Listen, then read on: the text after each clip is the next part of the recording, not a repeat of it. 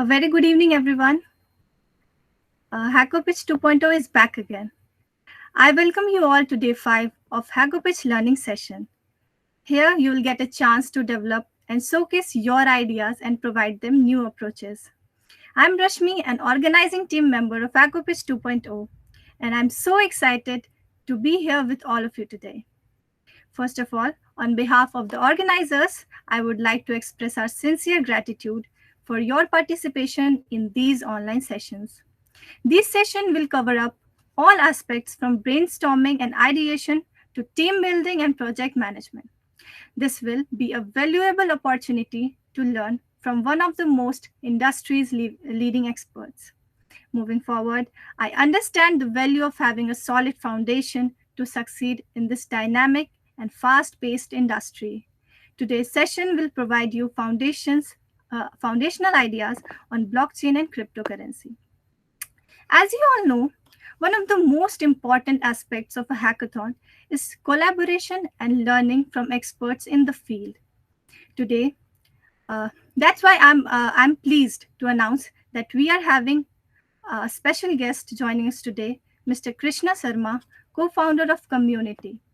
This session will provide you a comprehensive overview of blockchain, cryptocurrency, including various blockchain platforms, smart contract languages, wallets, mining software, exchange, and many more. He will provide practical advice and crucial tips to gain a deeper understanding of the potential of blockchain and how to leverage it in your own projects. I encourage you to come with a willingness to learn from Krishna's expertise. Please join me in welcoming Krishna, sir, to this bootcamp. Welcome, sir. First of all, thank you so much, Rashmi, for a warm introduction. And I would like to Welcome, sir. thanks IIT Madras Paradox also, team also to having me here for this session. And yep, so today we'll be learning about blockchain development and cryptocurrencies. And yeah, so just allow me to share my screen. Yes, sir. Okay, okay. So my screen is visible, right? Yes, sir. Yes, sir. Okay, great. Yes. So today, this is an event for blockchain and cryptocurrencies by Hackopitch by Paradox 2023, right? So yeah, let me start with my introduction. So as you guys already know, my name is Krishna Sharma, and I am the tech co-founder of Community, and also a lead blockchain engineer at Parcel, right? So having a like overall of 5 years of experience in building different type of products in various domain like document industry, supply chain, and I've also worked with like blockchain industry from last 2 years, right? So I have worked with like one of the biggest names in this industry. Like if you have heard about ENS, Developer DAO, Index, Bankless, all those are like one of the biggest giant in this industry, and I work with them. Like they are basically our client. So yeah, so this is all about me, and yeah, let's start with the session, and I will try to make it as much helpful and learnable for you guys, right? So yeah, let's start it with it. Let's talk about blockchain, right? What blockchain is and why it basically needs, right? So in simple terms, what we can say is blockchain is a decentralized digital ledger, right? Technology that allow you secure to process secure and transparent transactions, right? Uh, so obviously, I'll try to cover few things here, right? And so in initial days, right, when we have this Web 2 and Web 3 thing is there, right? So Web 2 is basically the current web that we are basically going through the like we are basically going to the internet searching about the websites, we are scrolling through Instagram feeds, WhatsApp, everything, right? So this is Web 2. Web 3 is basically the new generation internet that is taking shape right now. It's not like that it's ruling the world, it's currently taking shape. And blockchain is that technology which is enabling developers or companies to actually uh, what do you say, to basically gain that properties of Web3, right? So why we are moving toward Web3 is, all of you have might heard about the data breaches that happens in past, in Meta, in Facebooks, and in many other companies, right? That our data is not secure, right? And that basically gives birth to that thinking that we have to do something about it, right? And then people started exploring about that, and they came up with like the someone who is like very smart. He came up with a technology called blockchain, and he built a complete financial blockchain over it, which is known as Bitcoin, right? Bitcoin is one of the greatest experiment of our history. And then earlier days, Bitcoin is nothing just a financial blockchain which basically serves as a digital currency, right? And that currency we can actually purchase, and we can also trade, and that has some value, right? So Bitcoin is basically that. Now, then there is someone who is known as Vitalik, right? Vitalik is basically the founder of the second largest blockchain, Ethereum. And what he did, he basically took up the principle of that financial blockchain, and he built a new blockchain which allow you to build softwares over it, right? Those softwares which can actually support the properties of Web3. What Web3 means is that software has to be decentralized and transparent and public. What decentralization is basically is that there has to be authority to everyone who is using the software. So suppose, consider this case. One day you are playing some game, right? And you love that game a lot. You like gain very good experience in that. You have some n number of level in that, right? Suddenly, what company did, they basically removed that game, right? Due to some reasons, because they have the authority, they are the central authority of that game. They removed it. As a user, are you able to do anything? No, right? Because you don't have any access to their servers, you don't have any authority to that product, you are just the consumer, right? So to solve this problem, we basically come up with this particular thing, which is known as decentralization. That the authority of running a product is being shared between all of the users. Right? No single central authority can actually regulate it. Right? So this is what the idea is, and blockchain is basically a technology which allow you to implement that, right? So that's why we call blockchain basically a decentralized digital ledger, right? We'll talk about what this digital ledger is in the next slide.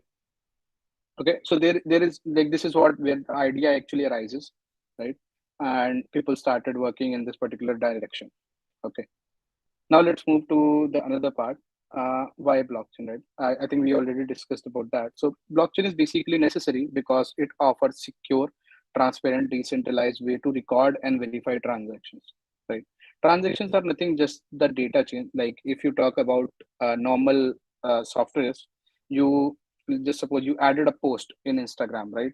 You basically making a change in data, right? That you are adding one more post to your profile that will be listed to everyone, right? So transactions are basically these, that if you are changing any data, right, it basically a transaction.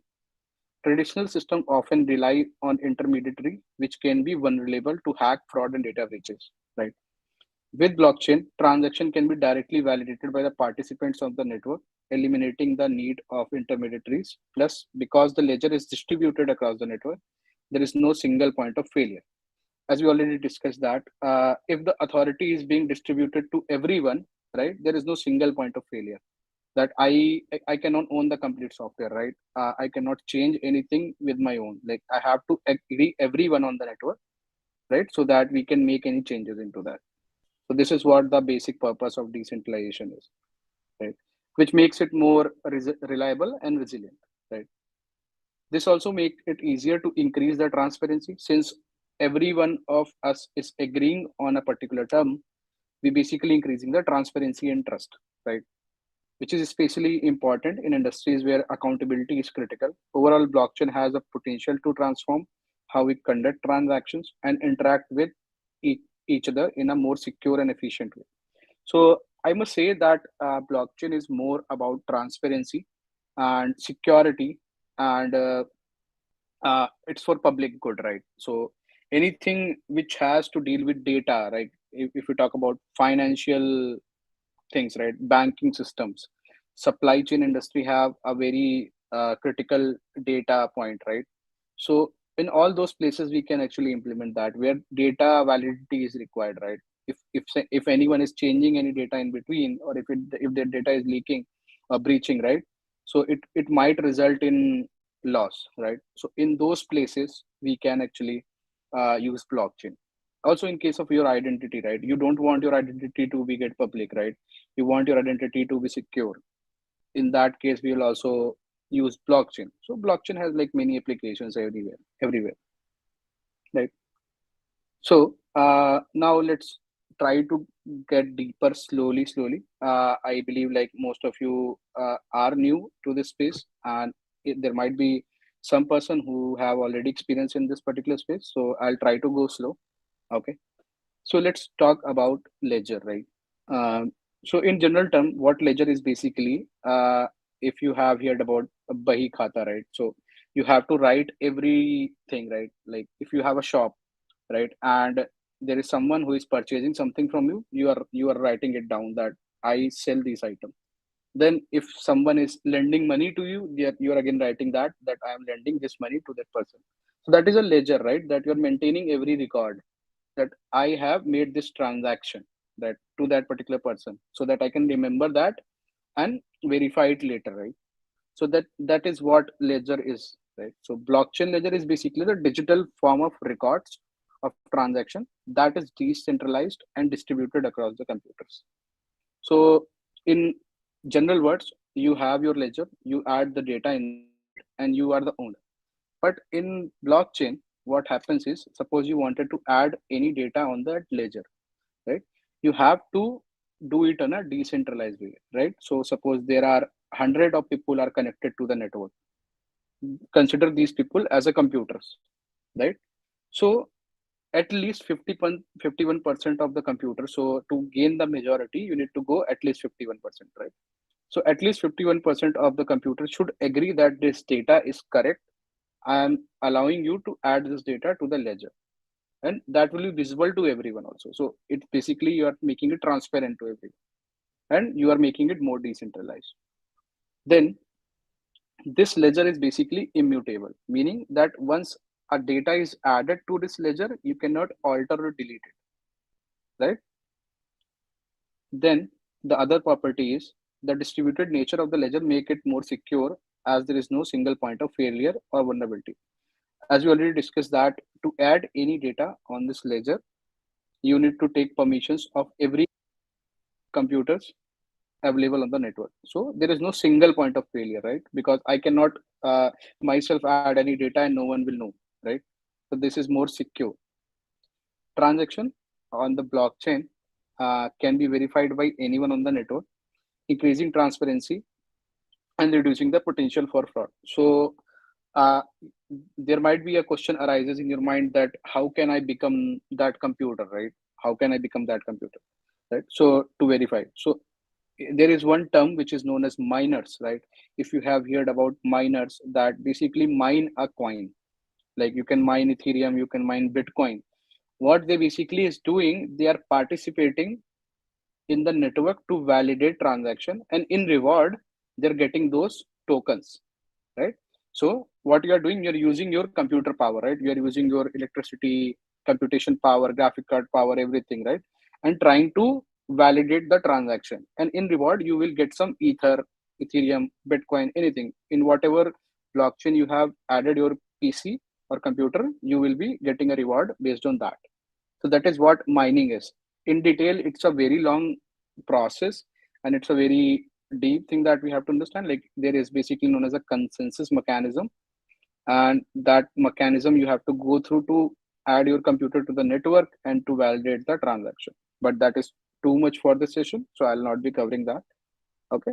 Only thing I will be covering is the nodes or computer which are basically connected to the network. It can be a Bitcoin network, it can be an Ethereum network, it can be anything, right? And those miners will help users to validate transaction, and in reward they will get these tokens. Okay, so this is how the process works. It looks more general in terms of like the normal language, but it is a little more complex if you go into the coding and all, right? So yeah. So yep. So we have covered till what is ledger. Let's talk about areas of application, right? So since this is a very new technology, and lots of people are talking about that if it is safe, if it is reliable, scalable, secure, or not, right? So not every industry will like immediately started approving it, right? Because anytime if a new technology came, like even in normal development, there will be like languages like C, C++, then Java came, then Android, then currently the Mun stack and the full stack is in trend, right? So every time a new technology came, right, people actually start doubting that, and also it has some flaws also. So it will take some time to make any technology perfect for the applications, right? But one of the biggest use case of blockchain is finance. Why? Because finance is basically where you will be dealing with the real money, right?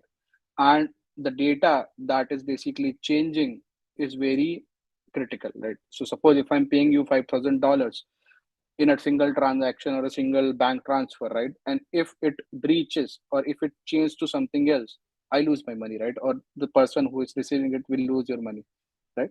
So it is very critical. The data is very critical, right?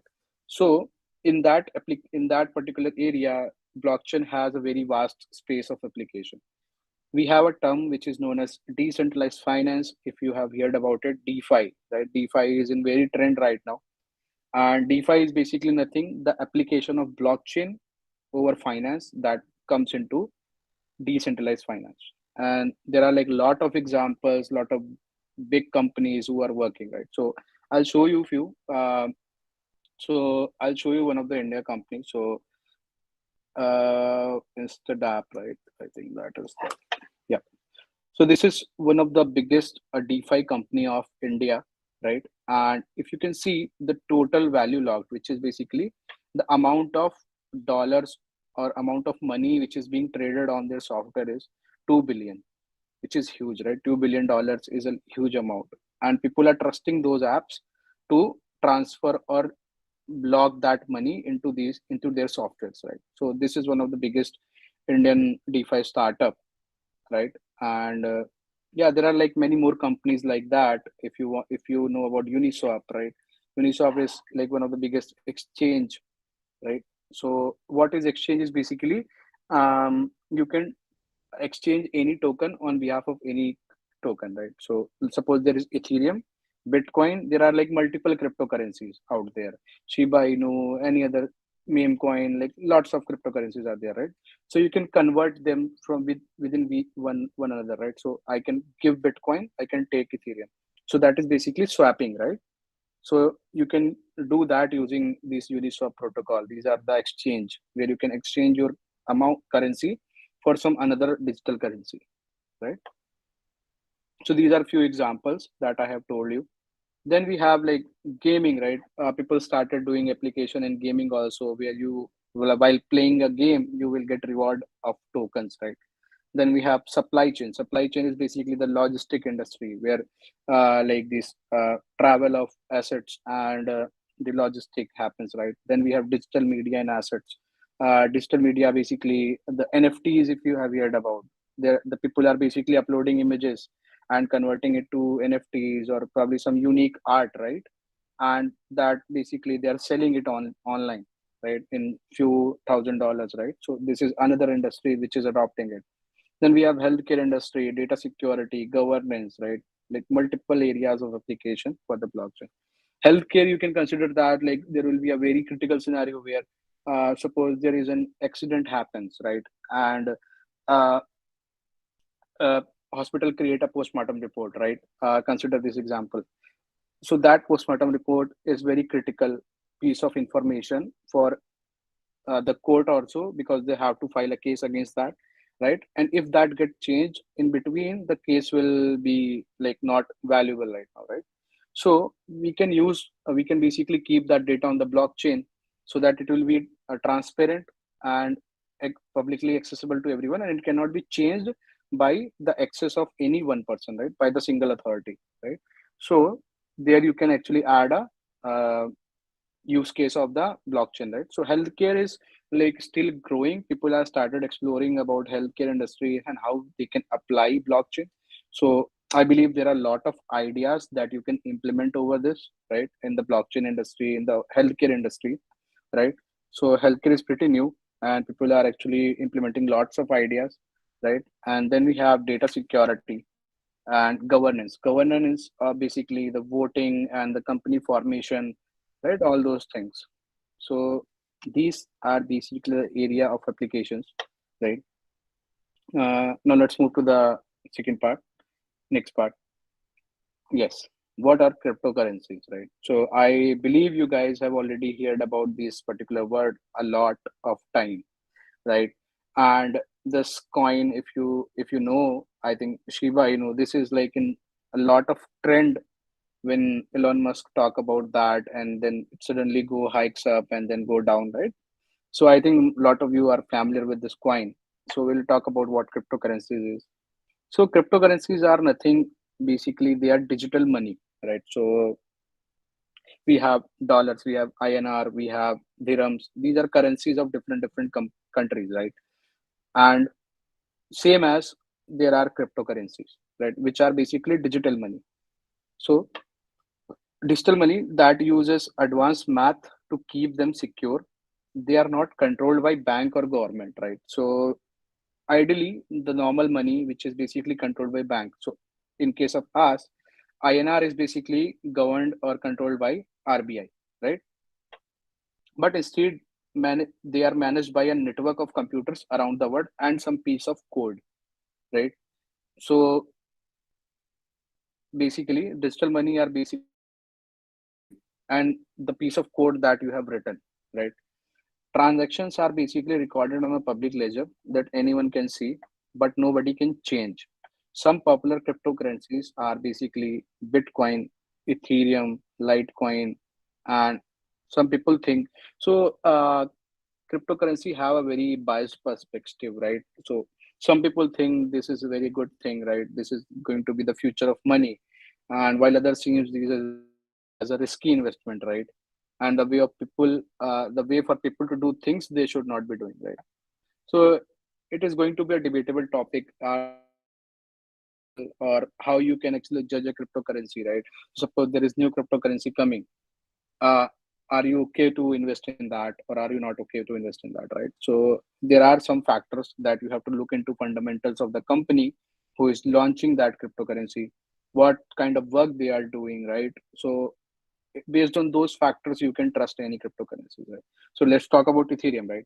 Ethereum is like second largest blockchain in the world, right? And if you want to purchase Ethereum, you can surely go for that because it is a very good investment option, because it is backed by one of the largest network, like lots of investors, everything. But if you talk about meme coin, right?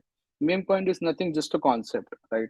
The Shiba, it's just a concept. Like they are doing nothing. They just launch their cryptocurrency, and it's nothing, right? They don't have any utility for the currency.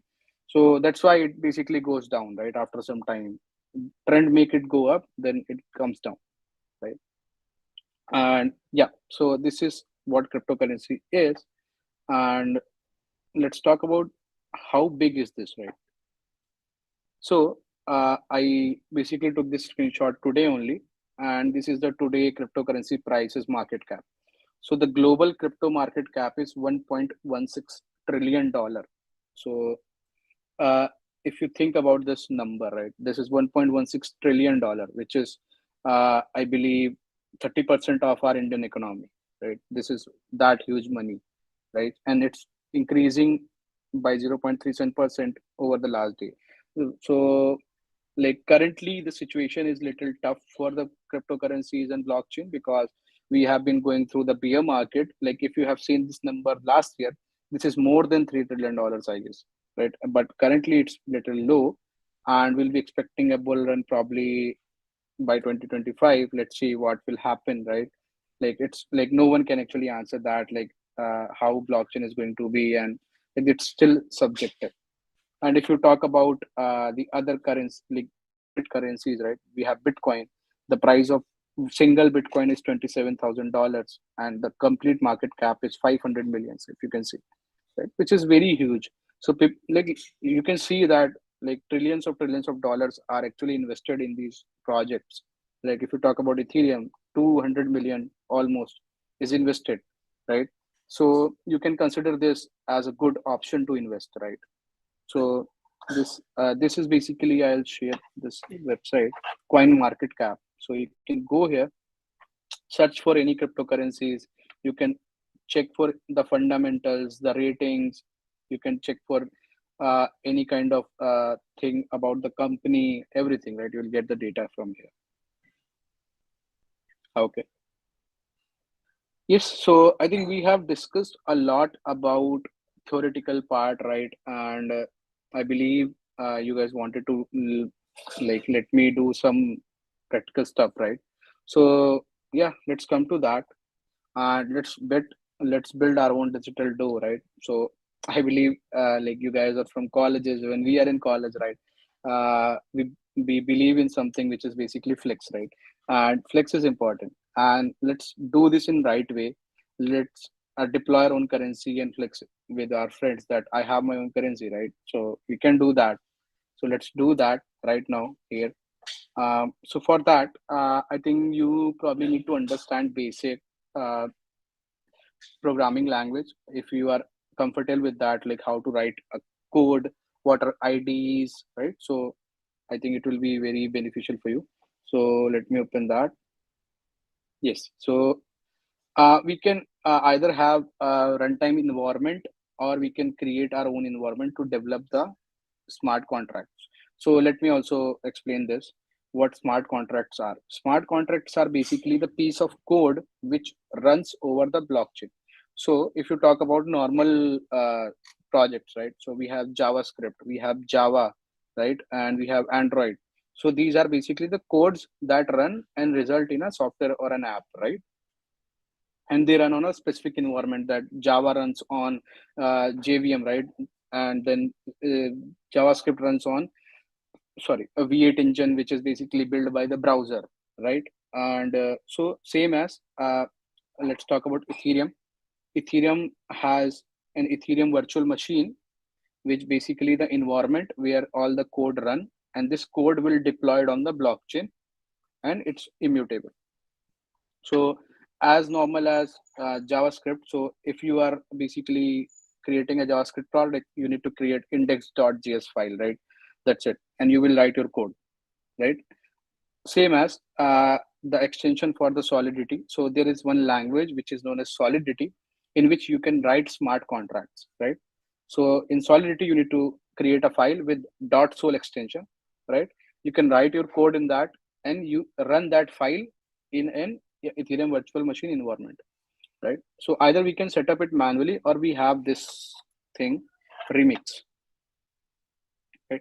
So okay, not this one, the second one. Remix is basically an IDE, right, to allow you to test your smart contract on online, right? You can just create a smart contract on the browser.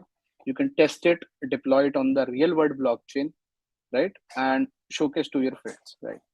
So this is the complete interface of the Remix ID, right? And this is the file structure. If you guys have used Visual Studio Code, so it's basically like that. This is folders, and then there are files, right? And then this is search in files option. This is basically a sidebar, and this is the compiler options, and then this is the deployment options. So these are four things, right? I'll go through one by one each. So here you can specify your files that you have to create. So in contracts, you can write contract files. In script, you can write script. In test, you can write add test, right? So let's add a new contract, right? Let's call it paradox token, paradox.sol. Let's deploy our own paradox token right now. Like we have like SMS Shivanu will be deploying our own token, right? So this is paradox, right? So to start with any SOL file or Solidity file, you need to add these three lines.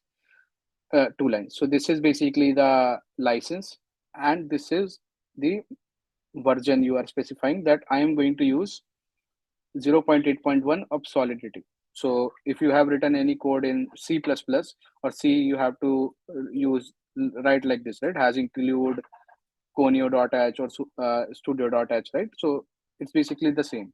You're basically adding a library here, right? Now, to write a contract, we need to like contract, right? And the name of the contract. So in our case, it is going to be a paradox, right? Paradox token. Let's call it paradox token. And yes, so this is our basic contract. That's it. Now you can deploy it. It has nothing inside it, but you can currently deploy it, right? So compare it with class, right? You might have studied about the class in object oriented programming. So class car, you have written this, right? So this is basically the same thing, but only the contract. Now you can declare variables inside that, right? And you can add functions, right? So it is basically the same thing that you did in normal coding, right? So you can do anything in that. So let's talk about how we can create a token. So I will be using this Open Zeppelin library. This is basically a library which we can use to deploy our token, right? So let's copy this. So, okay. So we'll be importing a file. So you guys are mostly familiar with the import statement. So I am basically importing this erc20.sol file. So this is another contract, right? This is another contract that I'm importing in my contract. So what this include is, so it has the Pragma Solidity version and then the contract, right? So what we basically call them, the every token we are deploying, we basically call them as a ERC20 token. And here you can see these are the variables. So this is an integer variable. This is a string variable. These are mappings. Mappings are basically object, right? So syntax is little different, right? But you can understand that these are variables that we have defined. Then we have a constructor where you can actually initialize your initial variables. Then we have functions, right? So these are the functions, right? So let's understand this code, right? So we have a name. So every token has a name, right? So Shiba Inu has a name, Shiba Inu, right? And then it also has a symbol, right? So consider the case of Shiba Inu. So symbol is SHIB and the name is Shiba Inu, right? So these are the two properties that a token holds, right? So we added these two variables and we understand that this is going to be a string. So we made it as a string. Then the total supply. So if you go and search in coin market cap, yes. So this is the market cap, right? Which is basically the total supply, circulating supply. Yeah, this one. So 19 lakh to 19 million tokens are there. So this is the supply of that, right? Then here 122 million Ethereum, right? So we have to also store this value, right? Somewhere. So for that, we have a total supply. And we know that this is an integer, right? This is like a number, right? So we initialize a uint, unsigned integer for the total supply. Then we have like balances mapping and allowances mapping, which is like different thing. So balances is basically, suppose I am one person and I am holding 10 tokens. You are the another person, you are holding 10 more tokens. So this object will keep track of balances of all the persons. So suppose Krishna, right? Krishna has 10 tokens. Paradox, right? Paradox has 20 tokens. So this is how it tracks. This is a mapping, an object, right? So this one to this one, right? So this is the syntax. Now, let me remove this. So this is how you can write a simple contract. What we have to do is we just need to import this, right? And we just need to call the constructor. That's it. So this is as simple as that to basically deploy your own currency. Okay, and declared identifier.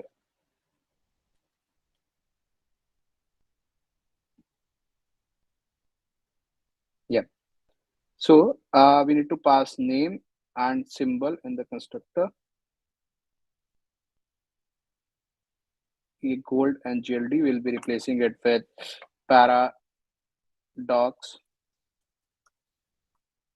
token, and we'll be calling it PRDX. Suppose let's give it a symbol, right? And yes. So this is the syntax to import a file. You need to first import it and then you need to inherit it, right? So using this, we are basically inheriting the file. So earlier it was giving me error, right? So if you can see, it was giving me an error that mint function is not available. I'm calling a function here, right?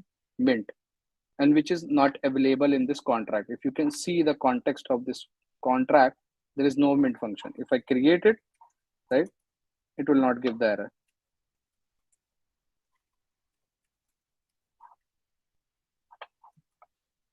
Right now, it started showing different error because I have not added an arguments, right? But it's not now giving the function not found. It's giving me wrong argument count, right? So I can just simply remove it because I am getting this function from this file. Now is ERC20. That's it. You need to just write these 5 lines of code to deploy your token. That's it. Now let's try to deploy it. We need to first go here in this third option, click on compile. If it is compiled without error, you will see a green tick here. Otherwise, you will see some errors or red dots here. Now let's go to deploy. So this virtual machine basically creates its local environment. So you can either deploy. So here it is basically environment. So you can deploy on local remix environment, or you can deploy it on the original blockchain. Let's see how we can deploy it on the original blockchain. Right. So to deploy it on the original blockchain, you also need to understand how you can access the blockchain. So there is something which is known as wallet, crypto wallet. So crypto wallet is nothing, just your public identity, right? So you can access the blockchain using your wallet. So if you wanted to hold any currency, if you wanted to purchase any currency, you have to create a wallet, right? And that wallet is something that you can use to access the blockchain. So one of the very famous wallet is basically MetaMask, right? MetaMask is a browser-based wallet. You can just go download, and it will be added as an extension to your browser. You can create your wallet. It will be look like this, right? These are the different blockchains. So Ethereum, right? Then we have Arbitrum, and these are test blockchains, right? So every environment has a test network also. Then this is your wallet address. This is your balance. This is your balance in dollars. You can buy, you can send, you can swap, you can do multiple things here, right? Okay. Let's go to Goerli. We'll be deploying it on the test blockchain, right? So as you can see, I have a balance of 0.4 Ethereum in this network, right? Now, let's go to Remix. Let's change the environment to MetaMask, right? Once you click on that, it will ask you to connect your wallet to this app. You click on that, connect it. Now it's done. Now it's asking you to, now if you wanted to click to deploy, as you can see, we have added one constructor variable here, initial supply. So we need to pass it. So let's pass 10,000, right? We wanted to deploy 10,000 tokens, right? Deploy it. Once you click on deploy, it will ask for your confirmation.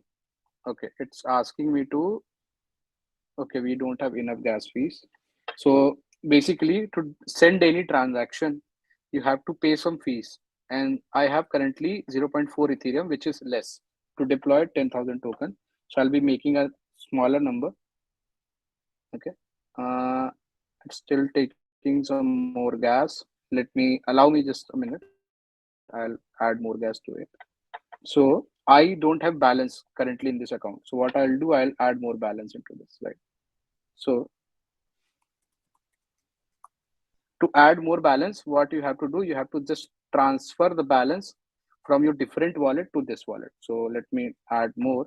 So this is how you can transfer. You can click on send, add your wallet address, right? whatever amount you want to transfer. So I want to transfer 0.5 Ethereum. Click on next, confirm, right? And it will take some time to let the transaction confirm, and you will be seeing the updated Ethereum here. So let's wait for 1 or 2 minutes. It will be here. Yeah, it's updated. Now I have 0.1 Ethereum in my wallet. Now I can deploy this. Okay. Uh, I got it. So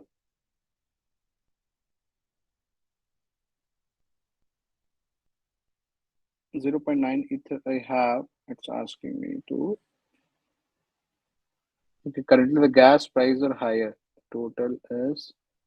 Okay, so it's asking me for 0.92 and I have only 0.9. So let me transfer more.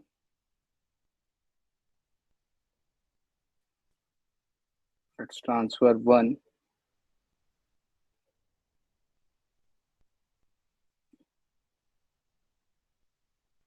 So currently the price is little higher to basically send a transaction.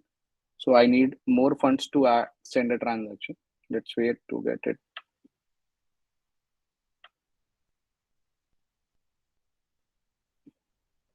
So you can also see your activity that we have received 0.5 Ethereum few minutes ago, right? So it's also showing that. Now I have 1.98, like I have received one more it. Now let's deploy. I think this should be enough. Yes. Now you can see that it's asking for 1 Ethereum and I don't have that, right? I already have that. So I click on confirm. It basically creates a transaction. So in the log, here in the log, you can take creating a paradox token. You can view on Etherscan. So this is basically an explorer where you can uh, see all the transactions, right? So this is the transaction, right? It is success, like the token is deployed. This is the token address, right? Paradox token. Here you can see, right? So we have created our own token. And if you check for, suppose USDC, right? USDC token address, USD coin token address, right? If you check for Shiba Inu token address, like, so this is the Shiba Inu coin. Okay. I think, yeah, this is that. So this is the address of token Shiba Inu, right? And this is the USD, right? And we have our own token also, which is basically paradox token. So we deployed our own token. Currently, you will not be able to see dollar value. As you can see here, that USDC have $1 price, right? And token Shiba Inu has 0. Few dollars, like it's very low. But in your case, you will not be able to see a dollar value. Why? Because you have not listed your token on the exchange. Once you list your token on the exchange, you will be able to see the dollar value also here, right? So this is that. You have already deployed your token. Now using this address, you can actually send token to anyone. You can transfer tokens to anyone, right? So this is how you can deploy a token. This is an interface which is basically known as etherscan.io, where you can verify any transaction, where you can look for any blockchain data, right? So let's go to the home page of this. Here you can see that the current Ethereum price is $1,700, and currently we have 1900 million transactions going on, right? And in every 14 seconds, right, you can see every 14 seconds new transaction is being added to the blockchain, right? So it is like very ongoing, and this is like 1200k transactions every 14 seconds we are receiving, the max.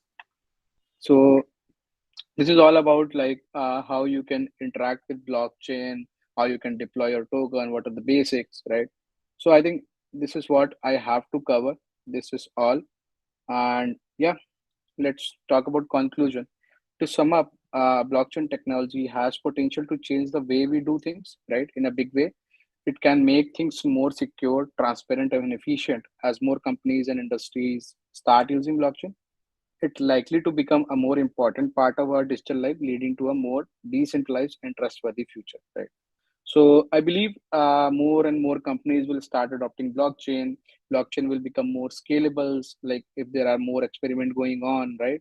So it will take some time. It's kind of a new right now, right? But yeah, it is going to be a future for sure, according to me, since I'm working in this space in like from last 2 years. I have worked with a lot of like clients, and I know that, right? And if you wanted to learn about blockchain cryptocurrency, it's this is the correct time, this is the right time if you wanted to go in, right? So yeah, that's all I wanted to say. And just wanted to thank you guys to attend this session. You guys can follow me on Twitter. I am like halfway active on Twitter. So you can just go to this link and follow me on Twitter, and I'll be opening up a 5 minute or 10 minute window for the questions.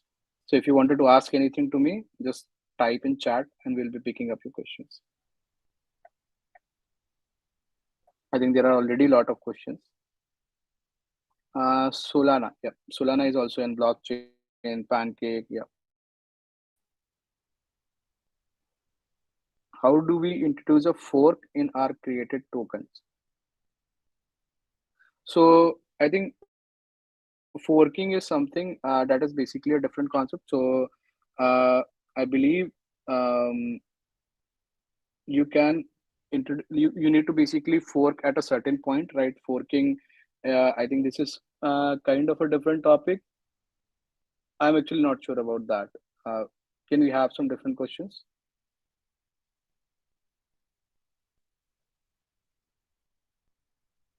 If you guys wanted to ask questions, you can. I have a major interest in cybersecurity, and where should I start?